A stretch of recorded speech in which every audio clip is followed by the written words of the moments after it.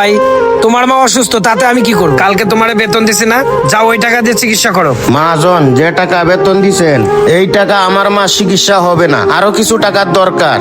দেন না মহাজন, আমার মায়ের চিকিৎসা করতে পারবো না টাকা ছাড়া। কিছু টাকা অ্যাডভান্স দেন। বুঝছি তোমার এগুলো টাকা নেওয়ার ধান্দা। দেখো আমি তোমাকে কোনো টাকা দিতে পারবো না, তুমি যাও কাজ করো, যাও। ভাই আপনার এখানেই তো কাজ করে, অগ্রিম 2 মাসের বেতন দিয়া দিলে আপনার কি এমন ক্ষতি হতো? তারপরও যেহেতু ওই লোকটা বললো ওনার মা খুব অসুস্থ, ভাই আপনি টাকাটা দিয়া দিলেই পারতেন। আরে তাম্বির, তুমি এগুলো বুঝবা না। ও যদি 2 মাসের টাকা অ্যাডভান্স নিয়ে চলে যায় তাহলে ওকে আমি কই পাবো বলো?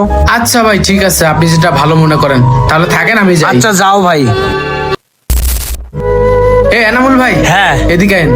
আমার মামাতো ভাই যে রবিউল আছে না, ফ্রিজের যে শোরুমটা, ওখানে যে একটা লোক কাজ করে, তো আপনি একটু খোঁজ খবর নিয়ে দেখেন তো, ওনার মা নাকি খুব অসুস্থ, খবরটা নিয়ে আমার জানায়েন। আরে ভাই, 2 দিন আগেও দেখছি ওর আম্মা অনেক অসুস্থ। কেন, কোনো সমস্যা? না কোনো সমস্যা না, ঠিক আছে আপনি যান। আচ্ছা। বুঝতে পারছো তাহলে ওই লোকটাকে আমি কেন টাকা দিয়ে সাহায্য করলাম? দেখো ভাই, আল্লাহ তাআলা তো আমাদের কম অর্থ সম্পদ দেয় নাই। মাঝে মাঝে এরকম অসহায় সহজ সরল লোক পাইলে তাদেরকে সাহায্য করতে হয়, আর তা না হলে এসব লোক যাবে কোথায়?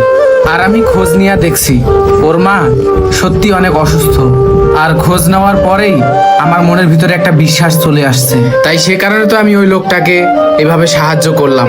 হ্যাঁ ভাই, আপনি ঠিকই বলছেন।